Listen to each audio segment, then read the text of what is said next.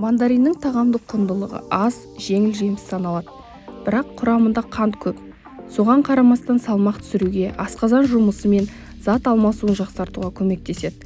Мандариннің пайдасына келсек, құрамында әртүрлі қышқыл, А, Д, К дәрумендері, калий, магний, темір, фосфор, натрий және кальций сынды минералдар бар. Қабығында эфир майы, пигмент пен каротин болады.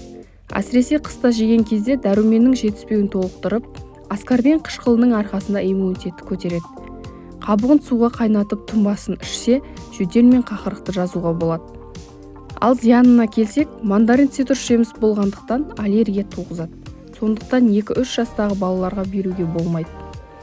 Ал аскорбин қышқылы асқазанның шырышты қабығын қабындырып, жараны асқындыруы мүмкін.